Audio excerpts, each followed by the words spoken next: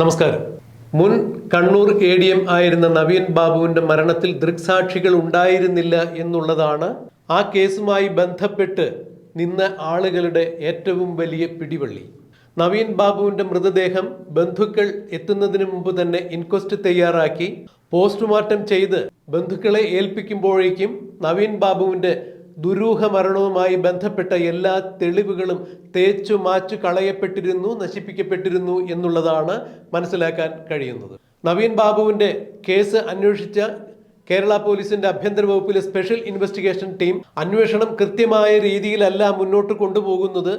ഈ അന്വേഷണ സംഘം അന്വേഷിച്ചാൽ ഈ കേസിൽ യാതൊരു തുമ്പും ഉണ്ടാകാൻ പോകുന്നില്ല എന്നും CPM-ൽ സ്വാധീനമുള്ള ചില ആളുകളാണ് നവീൻ ബാബുവിന്റെ മരണവുമായി പ്രതിസ്ഥാനത്ത് നിൽക്കുന്നതെന്നും നവീൻ ബാബുവിനെ ആത്മഹത്യയിലേക്ക് തള്ളിവിടുകയോ അല്ലെങ്കിൽ മരണത്തിലേക്ക് തള്ളിവിടുന്നതിന് കാരണക്കാരായി ആത്മഹത്യാ പ്രേരണാ കുറ്റത്തിന് പോലീസ് കേസ് രജിസ്റ്റർ ചെയ്ത് ജയിലിലടച്ച PP ദിവ്യ അടക്കം നിരവധി ആളുകളാണ് നവീൻ ബാബുവിന്റെ ദുരൂഹ മരണവുമായി ബന്ധപ്പെട്ട് നിൽക്കുന്നത് എന്നാണ് നവീൻ ബാബുവിന്റെ ബന്ധുക്കളും കേരളത്തിന്റെ പൊതുബോധവും ഇതുവരെയും മനസ്സിലാക്കിയിരിക്കുന്നത്.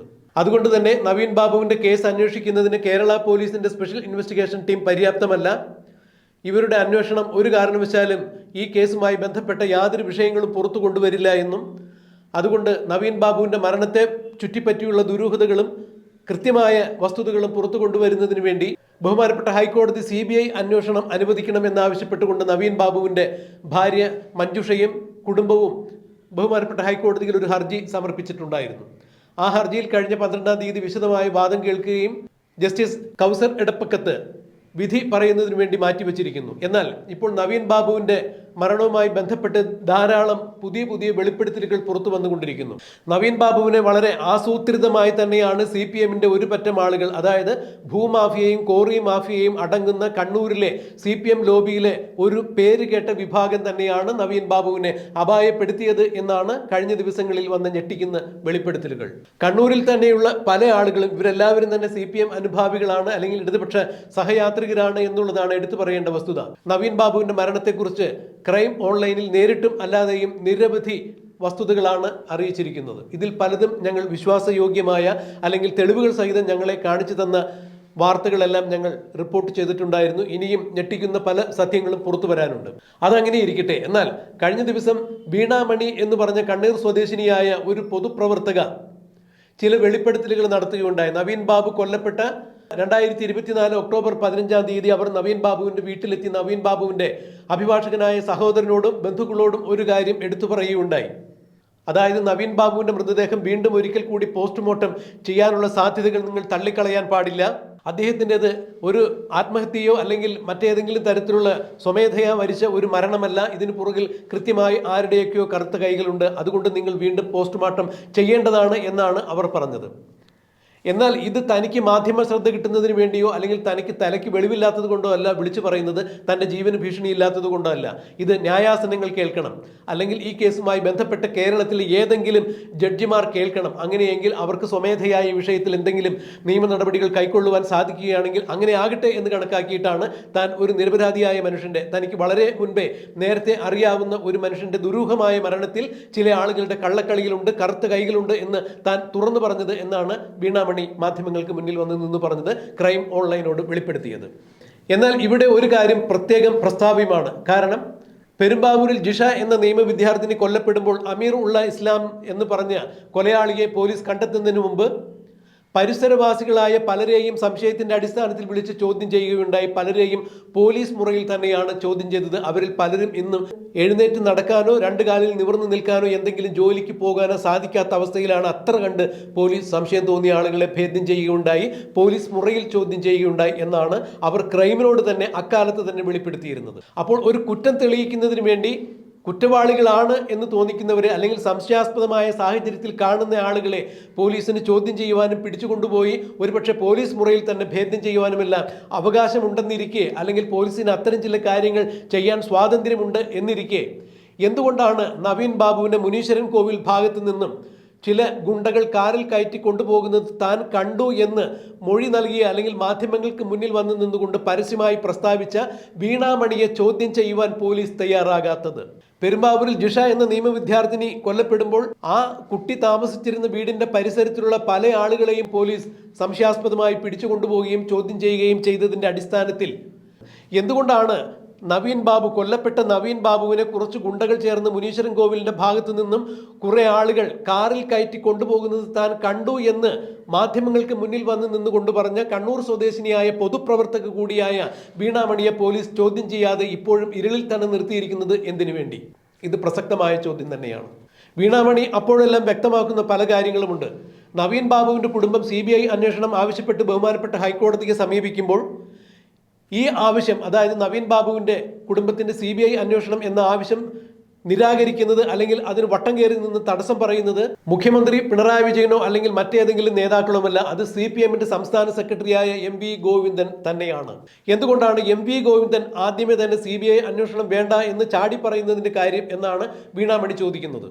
നവീൻ ബാബുവിന്റെ കേസിൽ PP ദിവ്യയെ, അതായത് മുൻ കണ്ണൂർ ജില്ലാ പഞ്ചായത്ത് പ്രസിഡന്റായ ഈ കേസിൽ ഏക പ്രതിയായ PP ദിവ്യയെ ജയിലിൽ നിന്ന് മോചിപ്പിക്കുന്ന സമയത്ത് 2 ആഴ്ച കഴിഞ്ഞ് ജയിൽ വാസം കഴിഞ്ഞ് അവർ പുറത്തു വരുന്ന സമയത്ത് MV ഗോവിന്ദന്റെ ഭാര്യയായ കണ്ണൂരിലെ വനിതാ നേതാവായ PK ശ്യാമള ചെന്ന് കണ്ടിട്ടുണ്ടായിരുന്നു. ഇതെന്തിനു വേണ്ടിയായിരുന്നു? PK ശ്രീമതി ടീച്ചറിനും ശൈലജ ടീച്ചറിനും ശേഷം കണ്ണൂരിൽ നിന്ന് ഉയർന്നു വരുന്ന ഒരു വനിതാ നേതാവ് തന്നെയാണ് PP ദിവ്യ. ശ്യാമളയും നേരത്തെ CPMന്റെ വനിതാ നേതാവ് തന്നെയാണ്. ആന്തൂർ നഗരസഭയിലെ ചെയർപേഴ്സണായിരുന്നു. ആന്തൂർ സാജൻ മരണപ്പെട്ട കേസുമായി ബന്ധപ്പെട്ട് ഇവർക്ക് അതിൽ കൃത്യമായ പങ്കുണ്ട് എന്ന് നേരത്തെ പറയപ്പെട്ടിരുന്നതാണ്. PP ദിവ്യ രാഷ്ട്രീയത്തിൽ വളർന്നു വരുന്നത് PK ശ്യാമളയ്ക്ക് രാഷ്ട്രീയ വിലങ്ങ് തടി തന്നെയാണ്. അതുകൊണ്ട് ഏത് വിധേനയും PP ദിവ്യയെ ഒതുക്കുന്നതിന് വേണ്ടി ശ്യാമള കരുക്കൾ നീക്കുന്നു, ശ്യാമളയ്ക്കൊപ്പം MV ഗോവിന്ദനും കരുക്കൾ നീക്കുന്നു എന്ന് തന്നെയാണ് മനസ്സിലാക്കാൻ സാധിച്ചത്. എന്നാൽ തങ്ങൾക്കിടയിൽ PP ദിവ്യയ്ക്കും ശ്യാമളയ്ക്കിടയിൽ മറ്റു പ്രശ്നങ്ങളൊന്നുമില്ല എന്ന് വരുത്തി തീർക്കുന്നതിന് വേണ്ടി തന്നെയാണ് PP ദിവ്യ ജയിൽ മോചിതയായ സമയത്ത് ശ്യാമള അവിടെ ചെന്നത് എന്ന് തന്നെയാണ് പരക്കെ അറിയപ്പെടുന്നത്.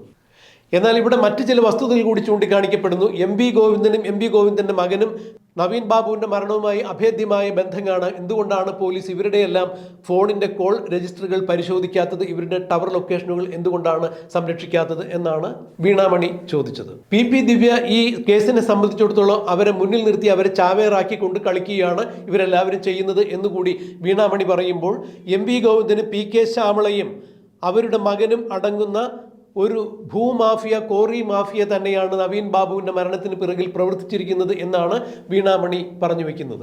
PP ദിവ്യ നവീൻ ബാബുവിന്റെ കേസുമായി ബന്ധപ്പെട്ട് ജാമ്യത്തിൽ ഇറങ്ങിയതിനു ശേഷം ന്യൂസ് 18 എന്ന ചാനലിന് കൊടുത്ത ഒരു അഭിമുഖത്തിൽ ഇങ്ങനെ പറയുന്നുണ്ടായി, എനിക്ക് ഗോഡ് ഫാദർ ഇല്ലാത്തതിന്റെ പേരിലാണ് എന്നെ ഇങ്ങനെ കറിവേപ്പില പോലെ പാർട്ടി വലിച്ചെറിയുന്നത് എന്ന് പറഞ്ഞിട്ടുണ്ടായിരുന്നു. അതായത് മുഖ്യമന്ത്രിയുടെ പൊളിറ്റിക്കൽ സെക്രട്ടറിയായ P ശശിയാണ് PP ദിവ്യയുടെ ഗോഡ് ഫാദർ എന്നാണ് പറയപ്പെട്ടിരുന്നത്. എന്നാൽ തനിക്ക് യാതൊരു തരത്തിലും ആരും ഒരു താങ്ങില്ല, രാഷ്ട്രീയത്തിൽ ഒരു തുണയില്ല, അല്ലെങ്കിൽ ഗോഡ് ഫാദർ ഇല്ല, അതുകൊണ്ടാണ് തന്നെ ഇങ്ങനെ പാർട്ടി തട്ടിക്കളിക്കുന്നത് എന്ന മട്ടിൽ തന്നെയാണ് അന്ന് ന്യൂസ് 18 എന്ന ചാനലിന് PP ദിവ്യ നൽകിയ അഭിമുഖത്തിൽ വ്യക്തമാക്കിയിരുന്നത്. ഇവിടെയും ചില കാര്യങ്ങൾ കൂട്ടി വായിക്കപ്പെടേണ്ടത് തന്നെയാണ്. PK ശ്യാമളയും MV ഗോവിന്ദനും അടങ്ങിയ കണ്ണൂരിലെ ചില ലോബികൾ PP ദിവ്യയെ ഏത് വിധേനയും പാർട്ടിയിൽ നിന്നും നിഷ്കാസിതയാക്കി ആ സ്ഥാനത്തേക്ക് PK ശ്യാമളയെ ഉയർത്തിക്കൊണ്ടുവരാൻ വേണ്ടി ശ്രമിക്കുന്നു. കണ്ണൂരിൽ PK ശ്രീമതി ടീച്ചറിനും KK ശൈലജയ്ക്കും ഇനി രാഷ്ട്രീയ വനവാസം വിധിച്ചിരിക്കുന്ന അവസരത്തിൽ അവിടെ നിന്നും ഉയർന്നു വരാൻ സാധ്യതയുള്ള PP ദിവ്യയെ വെട്ടി ഏത് വിധേനയും PK ശ്യാമളയ്ക്ക് അവിടെ നിന്ന് നറുക്ക് കിട്ടുവാൻ വേണ്ടി തന്നെയാണ് ഗോവിന്ദൻ ഇത്തരത്തിലുള്ള ചരടുവലികൾ നടത്തുന്നത്.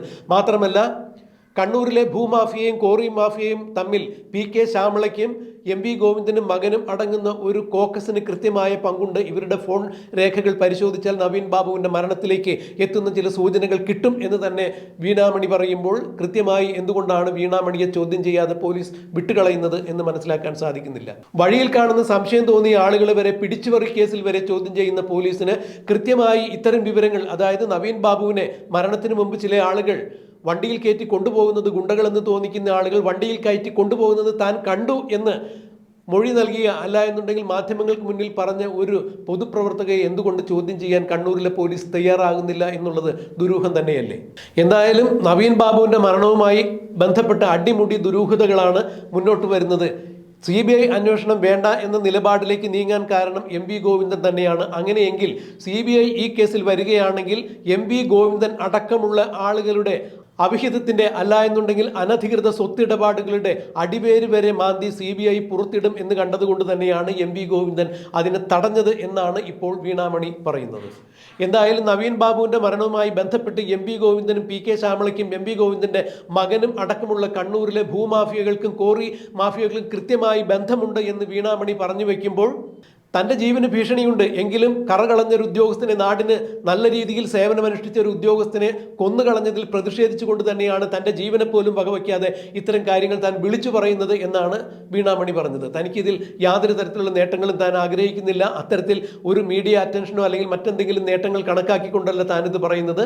പൊതുസമൂഹത്തിൽ നിന്ന് വിളിച്ചു പറയുന്നതിൻ്റെ കാര്യം ഇത് ഏതെങ്കിലും നീതിന്യായ പീഠങ്ങൾ ശ്രദ്ധിക്കുകയാണെങ്കിൽ നവീൻ ബാബുവിൻ്റെ കുടുംബത്തിന് നീതി കിട്ടും, അത് തന്നെയാണ് തൻ്റെ താല്പര്യം എന്ന് തന്നെയാണ് വീണാമണി പറഞ്ഞത്. കൂടാതെ നവീൻ ബാബുവിന്റെ വീട്ടിലെത്തി ശവസംസ്കാര ശുശ്രൂഷകൾ നടക്കുന്നതിന് മുമ്പ് തന്നെ ഈ മൃതദേഹം പോസ്റ്റ്മോർട്ടം വീണ്ടും ഒരിക്കൽ കൂടി ചെയ്യണം എന്നുള്ള ആവശ്യം താൻ മുന്നോട്ട് വച്ചിരുന്നതായും വീണാമണി പറയുന്നുണ്ട്. പിന്നെ എന്തുകൊണ്ടാണ് ഇതെല്ലാം നടക്കാതെ പോയത് എന്ന് പറയുമ്പോൾ CPMന്റെ കരാള ഹസ്തങ്ങൾ ഇതിന്റെ പുറകിൽ പ്രവർത്തിച്ചിട്ടുണ്ട്. MV ഗോവിന്ദൻ അടക്കമുള്ള ചില ആളുകളുടെ സ്ഥാപിത താല്പര്യക്കാരുടെ താല്പര്യങ്ങൾ സംരക്ഷിക്കുന്നതിന് വേണ്ടി MV ജയരാജനടക്കം നവീൻ ബാബുവിന്റെ മൃതദേഹം ധൃതി പിടിച്ച് കത്തിച്ചു കളയുകയായിരുന്നു എന്ന് തന്നെയാണ് വീണാമണി പറയുന്നത്. എന്തായാലും നവീൻ ബാബുവിൻ്റെ മരണവുമായി ബന്ധപ്പെട്ട് വീണ്ടും ദുരൂഹതകൾ മുന്നോട്ട് വരുന്നു. ഈ കേസിൽ ഇപ്പോൾ അവസാനം വീണാമണി എന്ന ദൃക്സാക്ഷി പറയുന്നത് അനുസരിച്ചാണെങ്കിൽ MV ഗോവിന്ദനും MV ഗോവിന്ദൻ്റെ കുടുംബത്തിനും ഇതിൽ കൃത്യമായ പങ്കുണ്ട്. എന്തായാലും ഈ വിഷയത്തിൽ CBI അന്വേഷിക്കാൻ എത്തുകയാണെങ്കിൽ CBI അന്വേഷിച്ചാൽ ഈ വിവരങ്ങളെല്ലാം പുറത്തു വരാൻ സാധിക്കും. നമ്മൾ അറിയപ്പെടുന്ന പല തലകളും ഉരുളും എന്ന് തന്നെയാണ് മനസ്സിലാക്കാൻ കഴിയുന്നത്. ബഹുമാനപ്പെട്ട ഹൈക്കോടതി ADM നവീൻ ബാബുവിൻ്റെ ദുരൂഹമരണം അന്വേഷിക്കുന്നതിന് വേണ്ടി CBI അന്വേഷണം ഉത്തരവിടുമോ എന്നുള്ളത് നമുക്ക് കണ്ടറിയാം, കാത്തിരിക്കാം.